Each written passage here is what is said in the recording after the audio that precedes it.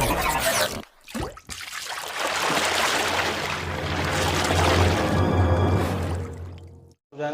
so in this video we are going to study about two very important Kirchhoff law. First one is Kirchhoff current law and second one is Kirchhoff voltage law, right?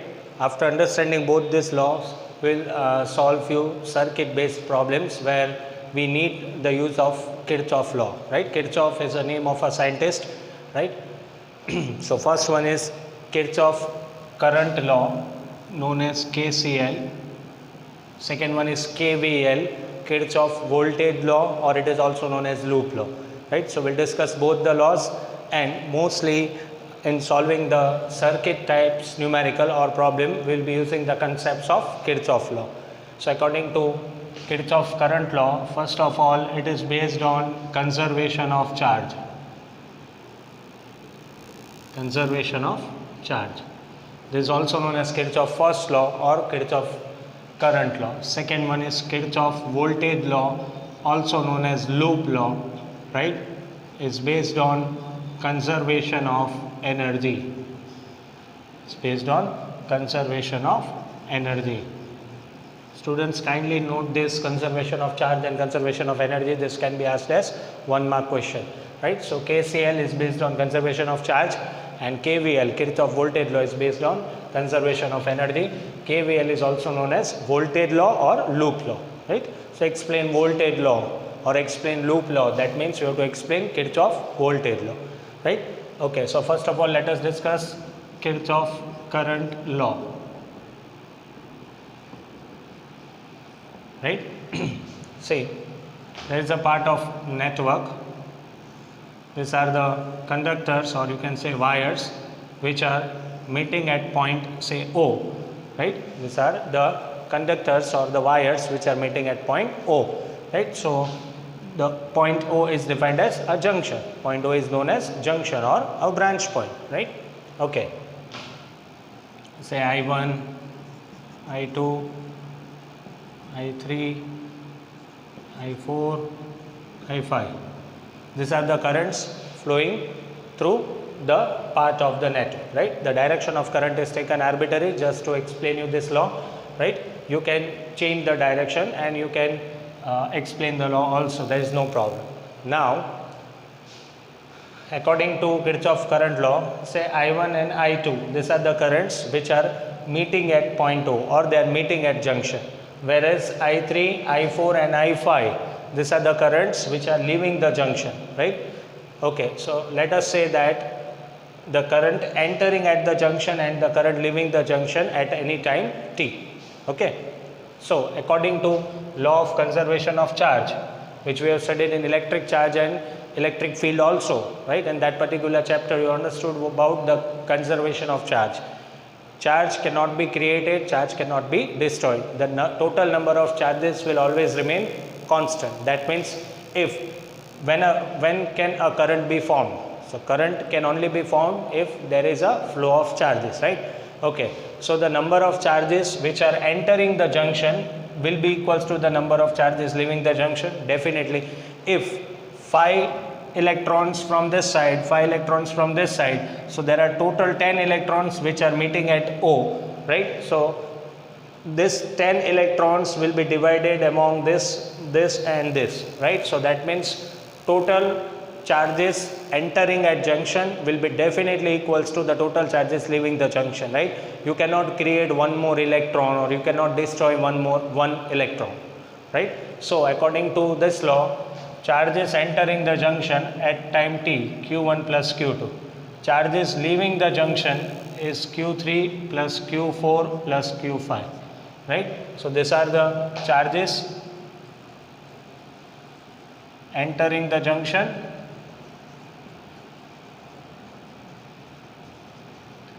while these are the charges leaving the junction, right? Okay. Now, what is current equals to? Q by T, rate of flow of charge. So Q will be equals to I into T. So instead of Q1, I can write it as I1T plus I2T equals to I3T plus I4T plus I5T. That means they are all entering and leaving at any time t, right? So we don't need to write T1, T2, T3, T4, right? We can just substitute t. Okay, now t can be taken common, so therefore I1 plus I2 equals to I3 plus I4 plus I5. That means the total current entering the junction will be equals to the total current leaving the junction. This is the main point of Kirchhoff current law, right? The total current which is leaving any junction will be definitely equals to the current entering the junction, or sum of the current meeting at junction will be equals to 0. You can understand this law in either of the manner, both are same only. You can also say that the total current entering the junction is equals to the current leaving the junction, or the sum of the current meeting at junction is equals to 0, that is sigma is equals to 0, right? Clear? So this is what is Kirchhoff current law, is based on conservation of charge. Now let us discuss about Kirchhoff voltage law or Kirchhoff second law, or it is also known as loop law. Okay. Voltage law, it is also known as loop law, right? Kirchhoff voltage law is based on conservation of energy, right? It's based on conservation of energy. Basically, we will discuss about the voltage drop across each and every resistor. According to this law, it states that the algebraic sum of the change in potential in an closed circuit, including the cell and the resistors, will be always equals to 0. That is sigma of delta V over the whole closed circuit will be always equals to 0, right? Okay. Application of this law is used in solving the numericals, right? Now, this is a network shown, consists of batteries and resistors, right? Okay. And according to electrostatics, we have studied about conservative force, right? And conservative force, we had seen that the work done in an closed path is always 0. So Kirchhoff voltage law is based on the same conservative property, right? That the total voltage drop in an closed path will be equals to the change in voltage along the closed path is equals to 0, right? Okay, so these are the two batteries having an EMF E1, E2. These are the resistors. The direction of current is shown to you. I1 is the current coming out from the first battery E1. I2 is the current coming out from the second battery. I1, I2, the point B is termed as junction. This is what we have discussed in previous video, right?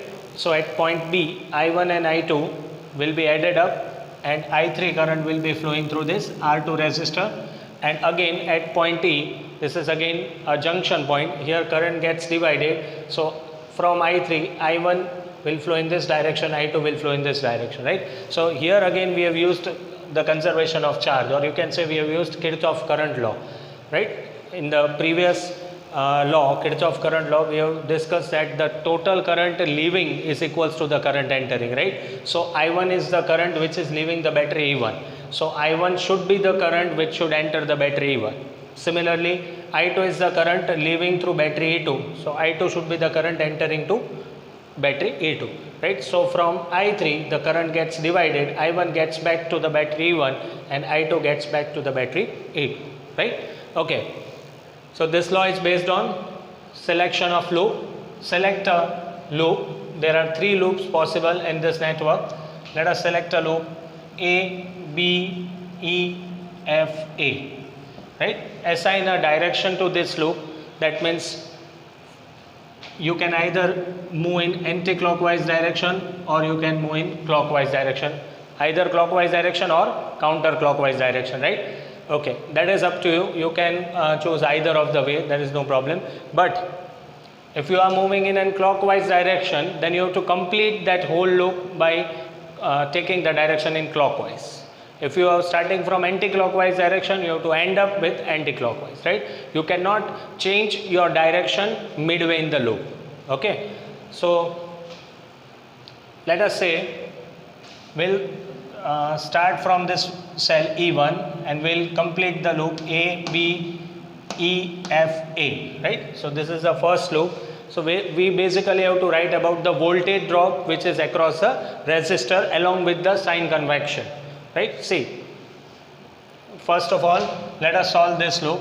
Start from the point, or start from this cell E1 minus, the arrow shows that we are moving from A to B, B to E, E to F and F to A, right? So we'll be moving in this direction, clear? That is in anti-clockwise direction. Okay, so E1, now see, there is a rule. If you are, there is a sign convection, if you are moving in the direction of current, if you are moving in the direction of current, the voltage drop across resistor will be taken negative, right? In some of the books the rule is given in the opposite manner, but that is also okay. Sign convection can be used in either of the manner, your result will not change, right? So starting from this point E1, we are moving in this direction. I3 is the current which is also in the same direction. So the voltage drop across R2 will be taken negative. So that is minus I3 R2. Got it?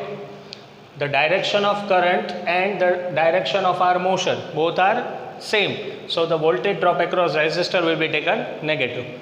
Now we are coming in this direction. I1 is the current flowing. So again we are moving in the direction is same as the current. So again it is minus I1 R1 and that is equals to 0. This is how you will solve any loop in Kirchhoff voltage law. Once again it is based on conservation of energy. We just have to write about the drop, voltage drop across the resistors along with the sign convection.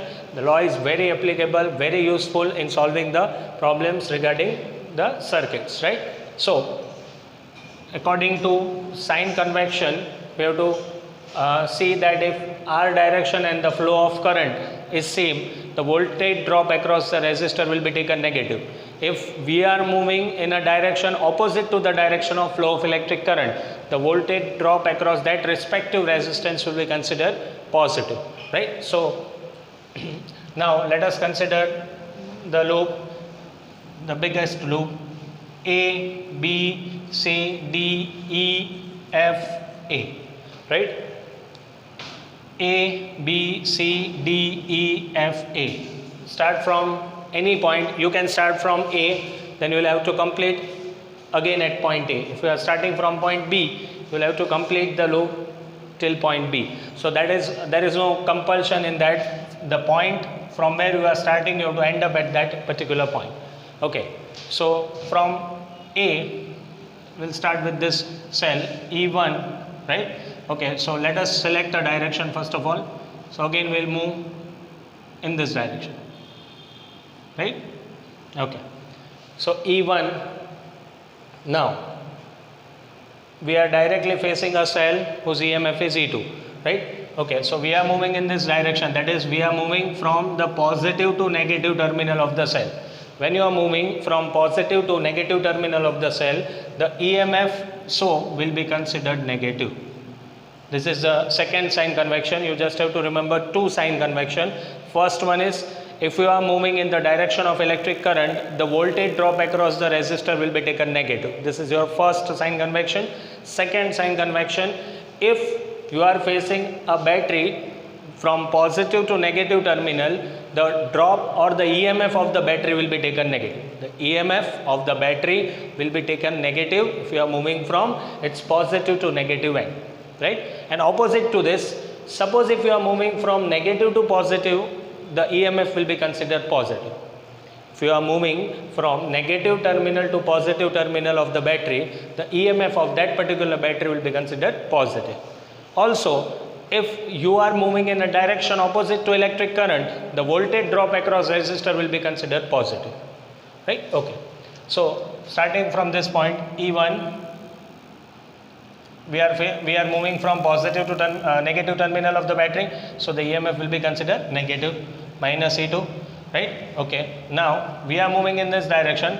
The current through R3 is in this direction, right? I2 is in the direction opposite to our motion. We are moving in this direction. I2 is the current passing through R3 in this direction. So current is in the direction opposite to our motion. So the voltage drop across R3 will be taken positive, right? Okay, fine. Now again we are coming in this direction. We are going in this direction. Okay, so I1 is the current.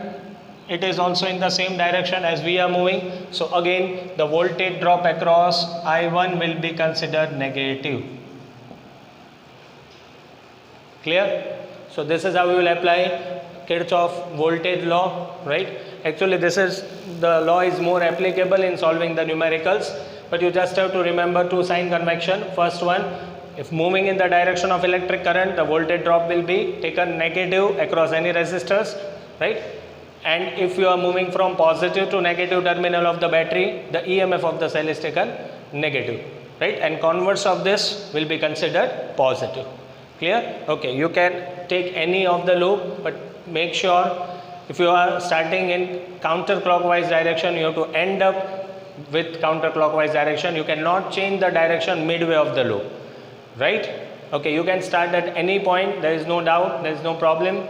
You can start with A or B. You can also go in this manner, B, C, D, E, F, A, B. There is no problem, right? So this law is very useful in solving the sums, right? So after this we'll solve few questions based on Kirchhoff current law and voltage law.